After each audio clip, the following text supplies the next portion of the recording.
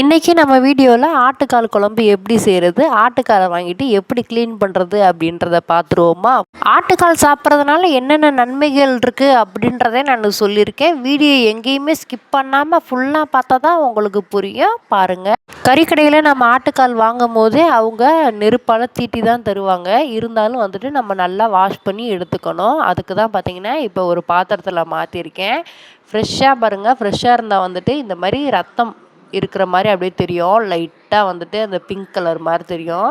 இப்போ மேலே இருக்க அந்த தீட்டி கொடுத்துருக்காங்கல்ல, அதை மட்டும் நல்லா வந்துட்டு சுரண்டி எடுத்துக்கணும். பாருங்கள், இந்த மாதிரி லைட்டாக வந்து கீறணும். அந்த சதையெல்லாம் எடுக்கக்கூடாது. மேலே வந்துட்டு அந்த தீ வச்சு தீட்டிருக்காங்கள்ல, அதை மட்டும் லைட்டாக கத்தியால் நம்ம சுரண்டி எடுத்துக்கிட்டால் போதும். எல்லாத்தையுமே பார்த்திங்கன்னா இந்த மாதிரி சுரண்டி எடுத்துக்கோங்க. ஒரு ஆட்டோட காலை வந்துட்டு 350 ரூபா அப்படின்னு சொல்லிட்டு 4 கால் கொடுத்துருந்தாங்க. எப்பயுமே நம்ம ஆட்டுக்காலை முதல் நாள் நைட்டே வந்துட்டு நம்ம வேக வச்சுட்டு மறுநாள் நம்ம சமைக்கணும். இப்போ பார்த்திங்கன்னா ஒரு 4 அலசு நல்லா நார்மல் வாட்டரில் நான் வாஷ் பண்ணி எடுத்துக்கிறேன். லைட்டாக வந்துட்டு அந்த கீர்னதில் வராததே நெகத்தை வச்சு சுரண்டி அப்படியே நான் அந்த கருப்பு ஃபுல்லாக போகிற மாதிரி எடுத்துக்கிறேன். அப்படியே நம்ம வாஷ் பண்ணும்போதே பார்த்திங்கன்னா நம்ம சுரண்டது ஃபுல்லாமே அப்படியே தனியாக வந்துடும். அதெல்லாம் அப்படியே கீழே ஊற்றிக்கலாம். ஒரு 4 தடவை நல்லா வாஷ் பண்ணி எடுத்துப்போம். நான் காமிச்சிருக்க மாதிரி அப்படியே வந்துட்டு க்ளீன் பண்ணி எடுத்துக்கோங்க. ஃபைனலாக வந்துட்டு நம்ம அலசும் போது ஆட்டுக்காலை அப்போ வார்ம் வாட்டர் அடுப்பில் வச்சுருப்போம். ஒரு 5 நிமிஷம் மட்டும் தண்ணியை சூடு பண்ணி வச்சுருப்போம். அது நல்லா கை பொறுக்கிற அளவுக்கு சூடானதுக்கப்புறம் நம்ம க்ளீன் பண்ணி வச்சுருக்க ஆட்டுக்காலை அதில் அப்படியே போட்டுருவோம்.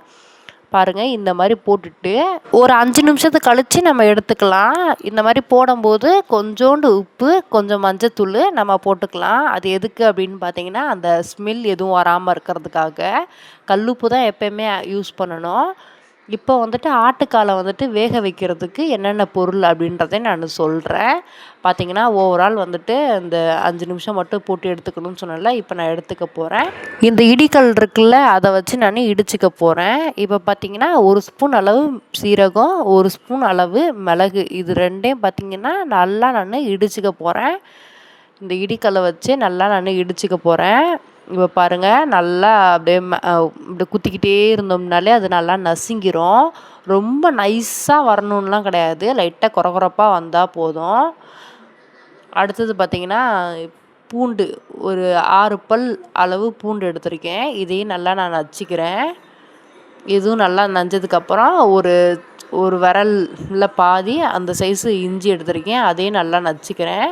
இப்போ பார்த்திங்கன்னா ஒரு 7 தோல் உரித்த சின்ன வெங்காயம், தோல் உரித்த பூண்டு தான் எல்லாமே சேர்த்துருக்கேன். இதையும் நல்லா நான் இடிச்சுக்கிறேன். வேக வைக்கிறதுக்கான பொருள் இது தான். இப்போ பார்த்திங்கன்னா நல்லா ஒரு ஆள் பார்த்திங்கன்னா அந்த மஞ்சத்தூள்லேருந்து போட்டிருந்தோம்ல, இப்போ நான் அதை எடுத்து நான் குக்கரில் மாற்றிக்கிறேன். நம்ம பாத்திரத்தில் வேக வைக்கிறதுனா 1 மணி நேரத்துக்கு மேலே வேக விடணும். இப்போ சிலிண்டர் ப்ராப்ளம் அப்படின்றதுனால தான் அப்படியே குக்கரில் நான் வேக வச்சுக்கிறேன். குக்கரில் வேக வச்சா கண்டிப்பாக வந்துட்டு லோ ஃப்ளேமில் விட்டு ஒரு 5 விசில் கண்டிப்பாக நம்ம வைக்கணும். நல்லா அந்த கால் முழுகிற அளவுக்கு நான் தண்ணி ஊற்றிருக்கேன். இப்போ பார்த்திங்கன்னா அரைச்சி வச்சுருக்க அந்த பொருளையும் இதில் அப்படியே ஆட் பண்ணிக்கிறேன். இப்போ பார்த்திங்கன்னா மஞ்சத்தூள் ஒரு ஸ்பூனு, அப்புறம் கல்லுப்பு தேவையான அளவு, அப்புறம் கருவேப்பிலை ஒரு கொத்து அப்படியே போட்டிருக்கேன், அப்புறம் கொத்தமல்லி ஒன்றோட ஒன்று நல்லா மிக்ஸ் ஆகிற அளவுக்கு பரட்டி விட்டுக்கலாம். பரட்டினதுக்கப்புறம் மூடி போட்டு நம்ம குக்கர் விசில் வைக்க போகிறோம். சூப்பாக குடிக்கணும் அப்படின்றவங்க காலையில் வெறும் வயிற்றுல இதை குடிச்சிட்டு வர்றது ரொம்பவே நல்லது. விசில் போடுறதுக்கு முன்னாடி நம்ம நோட் பண்ண வேண்டிய விஷயம்னா அந்த விசில் மேலே ஆவி வந்ததுக்கப்புறம் தான் நம்ம விசிலை போடணும். குக்கரில் நல்லா 5 விசில் வந்ததுக்கப்புறம் தான் நம்ம திறக்க போகிறோம். நைட்டு ஒரு 9 மணி போல் செஞ்சேன். மறுநாள் காலையில் ஒரு 7 மணியை போல் ஓப்பன் பண்ணேன். அப்போ தான் வந்துட்டு அது நல்லா ஊறி இருக்கும். அதனால தான். இப்போ நம்ம திறந்து பார்ப்போமா. அப்போதான் ரொம்பவே உடம்புக்கு நல்லது.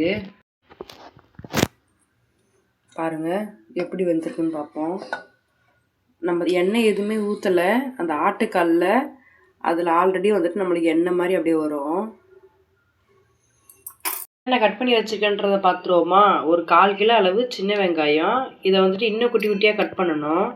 அப்புறம் கொஞ்சோண்டு கொத்தமல்லி, அப்புறம் ஒரு 4 தக்காளி, சின்ன சைஸ் தக்காளி 4, அப்புறம் ஒரு துண்டு இஞ்சி, ஒரு 10 பல் பூண்டு, அப்புறம் ஒரு 2 பத்து தேங்காய், கருவேப்பிலை, அரைக்கிறதுக்கு வந்துட்டு மிளகு சீரகம்லாம் தனியாக ஆட் பண்ண போகிறோம். ஒரு துண்டு இஞ்சியை கட் பண்ணி வச்சுருக்கேன். தேங்காய் ஒரு 15 பல் பூண்டு, ஒரு 10 பல் சின்ன வெங்காயம், ஒரே ஒரு தக்காளி, 1 ஸ்பூன் அளவு சீரகம், 1 ஸ்பூன் அளவு மிளகு, 1 ஸ்பூன் அளவு சோம்பு, அப்புறம் ஒரு அரை ஸ்பூன் அளவு மஞ்சத்தூளை நம்ம ஆட் பண்ணிக்க போகிறோம். சொல்கிறேன் மறுபடியும். இஞ்சி, பூண்டு, மிளகு, சின்ன சீரகம், பெருஞ்சீரகம், சின்ன வெங்காயம், தக்காளி, ஒரு 2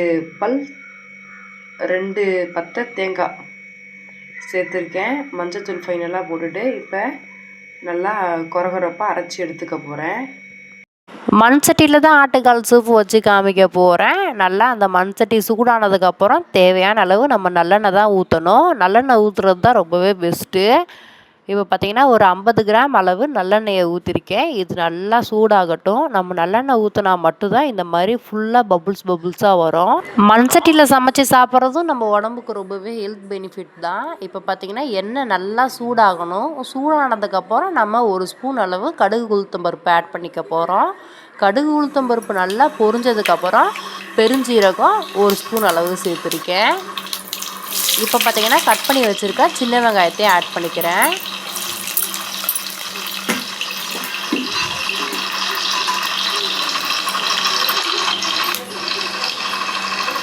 கருவேப்பிலை, அது ரெண்டும் நல்லா வதங்கட்டும்.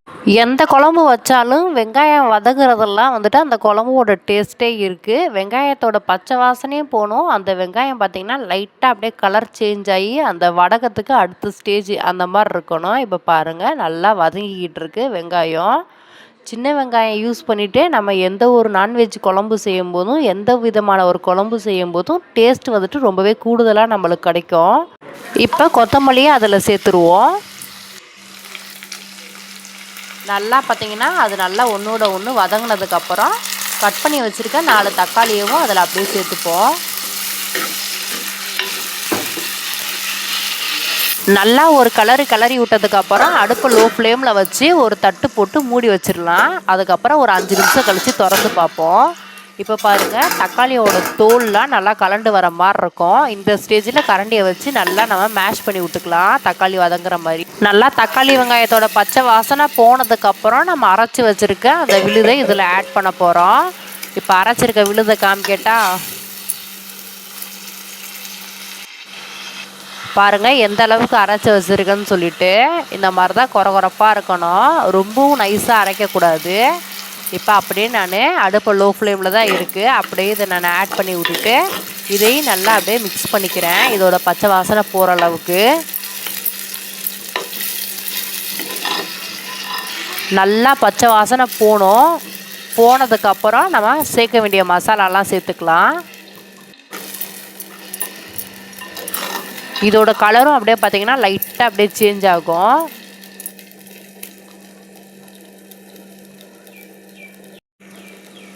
நல்லா அந்த மசாலாலாம் பச்சை வாசனை போனதுக்கப்புறம் இது வந்துட்டு மட்டன் மசாலா இருக்குல்ல, அது 1 ஸ்பூனும், நம்ம வீட்டுக்கு நார்மலாக குழம்பு வைப்போம்ல அந்த குழம்பு மசாலா பொடி ஒரு 2 ஸ்பூனு. நான் ஆல்ரெடி சேனலில் கொடுத்துருக்கேன் குழம்பு மசாலா பொடி எப்படி அரைக்கிறதுன்ட்டு. அதுதான் 2 ஸ்பூனு. Mutton masala 1 spoon. இப்போ அதையும் அப்படியே வதக்கி விட்டுருங்க. இதோட பச்சை வாசனையை போய்க்கிட்டோம். அடுப்பு லோ ஃப்ளேம்லேயே இருக்கட்டும்.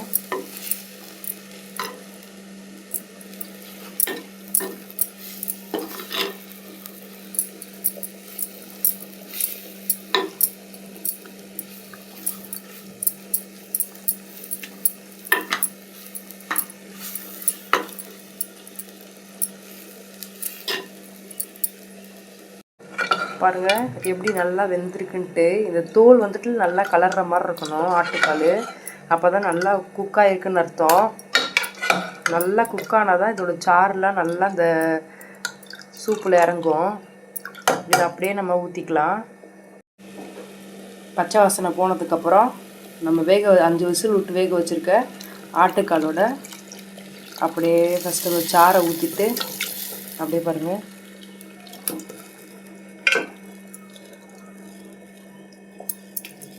அப்படியே ஊற்றியாச்சு. அதை நம்ம மிக்ஸி கப்பில் அரைச்சி வச்சுருக்கோம்ல அந்த தண்ணியை அப்படியே இதில் ஊற்றி மறுபடியும் அதில் ஊற்றிக்கலாம். இது சாறு மாதிரி தான் இருக்கும். ஆட்டுக்கால் வேக வைக்கும்போது ஆல்ரெடி நம்ம உப்பு போட்டு தான் வேக வச்சோம். இருந்தாலும் கொஞ்சமாக உப்பு போட்டுக்கலாம். உப்பு பார்த்துட்டு அதுக்கப்புறம் நீங்கள் உப்பு சேர்த்துக்கோங்க. கிளறுவோமா? பொறுமையாக மசாலாலாம் அப்படியே சேரட்டும் ஒன்று. இப்போவே வீடே கமகமன்னு வந்துருச்சு வாசனை, ஆட்டுக்கால் குழம்பு வாசனை. ஒரு சிலர் வைக்கிற ஆட்டுக்கால் வந்துட்டு அப்படியே கசப்பாக தெரியும். அது சாப்பிடும்போது இந்த மெத்தடில் வச்சு பாருங்கள், ரொம்பவே டேஸ்ட்டாக இருக்கும். இப்போ நல்லா இந்த மசாலாவோட ஒரு 20 நிமிஷம் வரைக்கும் வேக விட்டுறலாம். மண் சட்டிலே இருக்கட்டும். ஆட்டுக்கால் சாப்பிட்றதுனால என்னென்ன நன்மைகள் இருக்குது அப்படின்றத பார்த்துருவோமா? வாரத்துக்கு ஒரு தடவை 2 முறையாச்சும் ஆட்டுக்கால் கண்டிப்பாக எடுத்துக்கோங்க. நம்ம எலும்புகளுக்கு தான் ரொம்பவே நல்லது. நம்ம எலும்புகளுக்கு தேவையான சத்தெல்லாம் இந்த ஆட்டுக்கால் தருது. 2வது கை கால் வலி, மூட்டு வலி, எலும்பு சம்மந்தமான எந்த ஒரு நோய்களுக்கும் வந்துட்டு இந்த ஆட்டுக்கால் ஒரு தீர்வாக அமையுது. 2வது பார்த்திங்கன்னா, நம்மளுக்கு நோய் எதிர்ப்பு சக்தி ரொம்பவே கம்மியாக இருக்குது அப்படின்னு நினைக்கிறவங்க கண்டிப்பாக வாரத்தில் ஒரு 2 தடவையாச்சும் ஆட்டுக்கால் எடுத்துக்கோங்க. ஆட்டில் இருக்க ஒரு பார்ட்ஸும் பார்த்திங்கன்னா, மூளையை சாப்பிட்டா மூளைக்கு நல்லது, இதயத்தை சாப்பிட்டா இதயத்துக்கு நல்லது, அந்த மாதிரி சுவரொட்டியை சாப்பிட்டா ரத்தத்துக்கு நல்லது. அந்த மாதிரி பார்த்திங்கன்னா ஆட்டுக்கால் சாப்பிட்றதுனால நம்ம எலும்புகளுக்கு தான் முக்கியமாக ரொம்பவே நல்லது. அதனால் கண்டிப்பாக இதே மாதிரி மெத்தடில் செஞ்சு சமைச்சு சாப்பிட்டுவாங்க. ரொம்பவே டேஸ்ட்டாகவும் இருக்கும், ரொம்பவே ஹெல்த்தியான ஒரு ஃபுட்டும் கூட. இவ்வளோ நேரம் நல்லா மிக்ஸ் பண்ணி விட்டுருந்தேன். இப்போ பார்த்திங்கன்னா அப்படியே ஒரு தட்டு போட்டு ஒரு 20 நிமிஷம் நல்லா மூடி விட போகிறேன். நல்லா கொதிச்சு வரும். கொதிக்கும் போது வீடே மிளகு சீரகம்லாம் நம்ம அதிகமாக சேர்க்கறதுனால நம்ம சளி பிடிச்சிருந்தா கூட இதை ஒரு டம்ளர் எடுத்து நம்ம குடிக்கிறதுனாலே ரொம்பவே பெனிஃபிட்டு. அப்புறம் பார்த்திங்கன்னா நம்ம குடலில் இருக்க நோய்களுக்கும் இது ஒரு தீர்வாக இருக்குது அப்படின்ட்டு சொல்கிறாங்க. அதனால் வந்துட்டு கண்டிப்பாக இதை வந்துட்டு ட்ரை பண்ணுங்கள். இதே மெத்தடில் சமைங்க. நம்ம சேனலில் மட்டன் குழம்பு, சிக்கன் குழம்பு, காடை குழம்பு அப்படின்னு சொல்லிட்டு ஏகப்பட்ட குழம்பு வகைகள், அப்புறம் மண்ணீரல் ஃப்ரை எல்லாமே நான் கொடுத்துருக்கேன். பார்க்காதவங்க அதையும் பாருங்கள். கிட்டத்தட்ட ரத்த பொரியல் முதற்கொண்டு எல்லாமே கொடுத்துருக்கேன். எல்லாத்தோட ஹெல்த் பெனிஃபிட்டும் சொல்லியிருக்கேன். ஒரு குழம்பு சமைச்சிட்டா அதோட ஹெல்த் பெனிஃபிட் என்ன அப்படின்றதையும் சொல்லியிருக்கேன். மறக்காமல் மிஸ் பண்ணாமல் நம்ம சேனலுக்குள்ளே போயிட்டு எல்லா குழம்பு வகைகளையும் சர்ச் பண்ணி பாருங்கள். ரொம்பவே ஈஸியான ஒரு முறையில் தான் நான் வச்சு காமிக்கிறேன். அதனால் இதே மாதிரி சமைச்சு சாப்பிட்டு ஆரோக்கியமாக இருங்க. 20 நிமிஷம் கழித்து அடுப்பு அப்படியே அமர்த்திட்டேன். எப்போவுமே மண் சட்டியில் சமைச்சு முடிக்கிறதுக்கு முன்னாடி 5 நிமிஷத்துக்கு முன்னாடி அடுப்பை அமர்த்திடலாம். ஏன்னா மண் சட்டியில் ஹீட் வந்துட்டு ரொம்பவே அதிகமாக இருக்கும். பார்க்கவும் பார்வையாகவும் சாப்பிடவும் ரொம்பவே நல்ல ஒரு டேஸ்ட்டான ஆட்டுக்கால் குழம்பு ரெடி பண்ணியாச்சு. இதை ஒரு டம்ளரில் ஊற்றி சூப் மாதிரி கூட குடிச்சு வரலாம். பார்த்திங்கன்னா வெள்ளை சோறோடு இன்றைக்கி பரிமாறி சாப்பிட போகிறோம். தொட்டுக்கிறதுக்கு தயிர் வெங்காயம், சுவரொட்டி, ஆட்டுக்கால் குழம்பு வச்சு சுட சுட சோறு போட்டு அப்படியே சாப்பிட போகிறோம். நீங்களும் நல்லதே சாப்பிட்டு ஆரோக்கியமாக இருங்க. நெக்ஸ்ட்டு ஒரு நல்ல பதிவில் சந்திக்கிற வரைக்கும் நம்ம சேனலில் போடுற வீடியோ எல்லாத்துக்கும் சப்போர்ட் பண்ணி சப்ஸ்கிரைப் பண்ணுங்கள். தேங்க்யூ ஃபார் வாட்சிங்.